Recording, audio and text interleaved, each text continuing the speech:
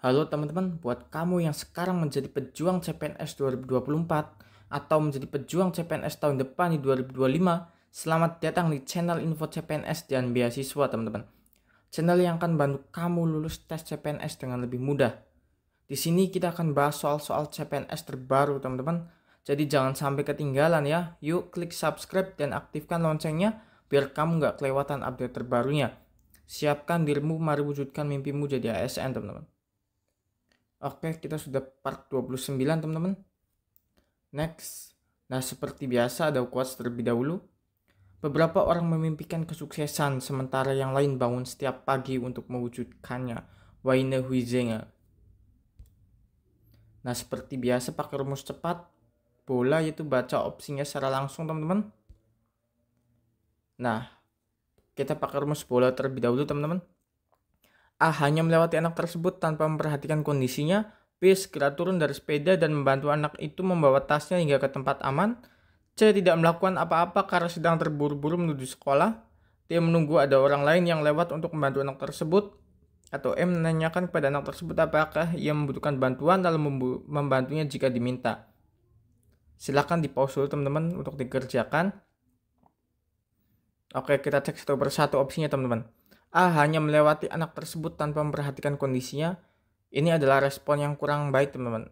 Atau respon yang negatif, hanya melewati anak tersebut. Yang B. Segera turun dari sepeda dan membantu anak tersebut. Anak itu membawa tasnya hingga ke tempat aman. Ini kita bisa simpan dulu teman-teman. Yang C. Tidak melakukan apa-apa karena sedang terburu-buru menuju sekolah. Ini juga merupakan respon yang negatif teman-teman. Sebisa mungkin kita melakukan upaya tertentu teman-teman. Yang D. Menunggu ada orang lain yang lewat untuk membantu anak tersebut. Menunggu baik teman-teman, tapi tidak lebih baik dari yang B. Kemudian yang E. Menanyakan kepada anak tersebut apakah ia membutuhkan bantuan lalu membantunya jika diminta. Nah, ini juga baik teman-teman. Jadi kita simpan dulu untuk B dan E teman-teman. Karena ini pembelajaran, mari kita baca soalnya secara keseluruhan teman-teman. Rama akan pergi ke sekolah naik sepeda. Di tengah perjalanan, ia melihat seorang anak kecil yang sedang kesulitan mengangkat tasnya di trotoar karena terlalu berat. Bagaimana sikap yang seharusnya dilakukan oleh Rama? Nah, sepertinya opsi yang E adalah yang tepat, teman-teman. Menanyakan kepada anak tersebut apakah ia membutuhkan bantuan lalu membantunya jika diminta. Oke, kita cek pembahasan lengkapnya aja, teman-teman. Nah, aspek yang dinilai pada soal ini adalah sosial budaya. Sebagai individu yang hidup dalam masyarakat, kita harus selalu peduli terhadap orang lain yang membutuhkan bantuan. Terutama dalam situasi seperti ini, maka jawaban yang paling tepat adalah yang E, teman-teman. Untuk opsi A skor 1, opsi B yang tadi udah kita simpan skor 4, teman-teman. Opsi C skor 2, opsi D skor 3, dan opsi E skor 5, teman-teman. Next, ke soal berikutnya, teman-teman. Nah, seperti biasa pakai rumus bola seperti yang sudah kita jelaskan sebelumnya. Yang A menemui atasan, meminta maaf atas keterlambatan dan memberikan alasan yang logis.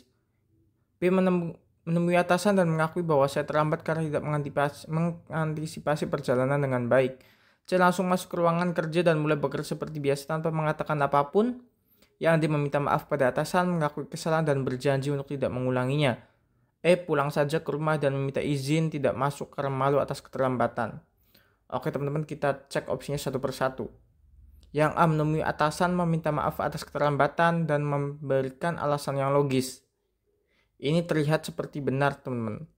Tapi di sini yang kata terakhir memberikan alasan yang logis, seolah-olah kita hanya mencari-cari alasan, teman-teman.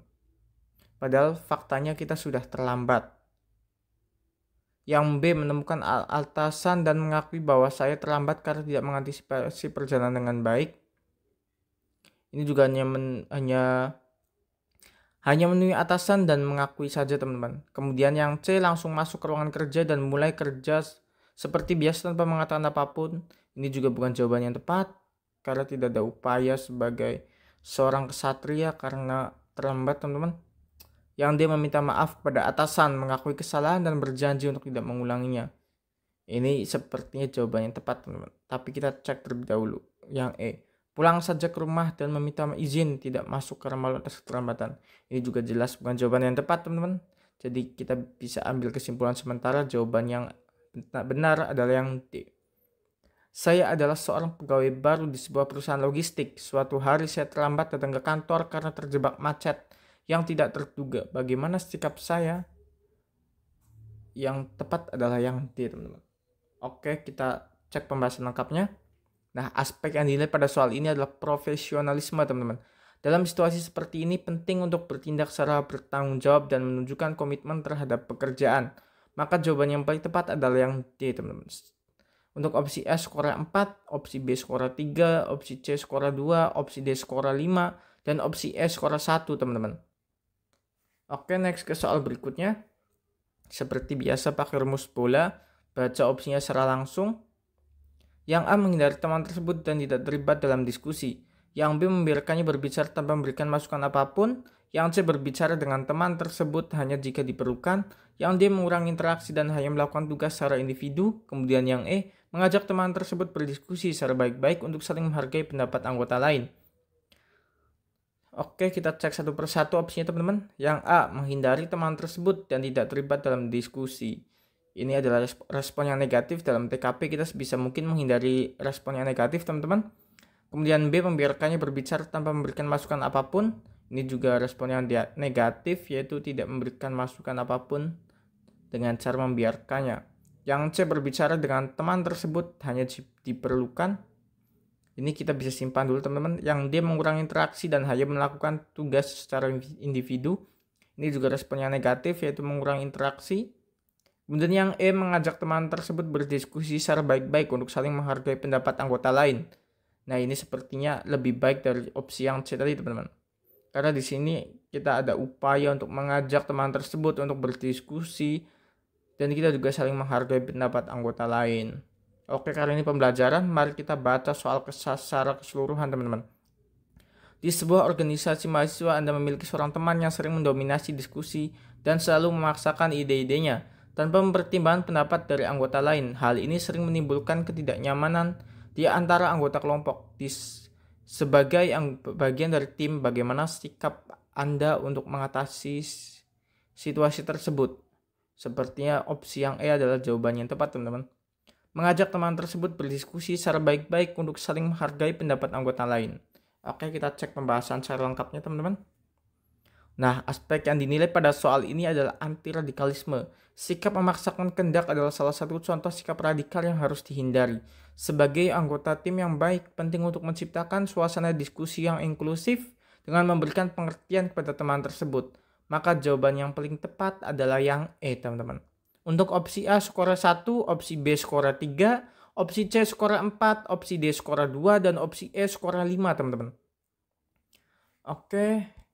Nah, seperti biasa kita tutup dengan quotes of the day juga, teman-teman.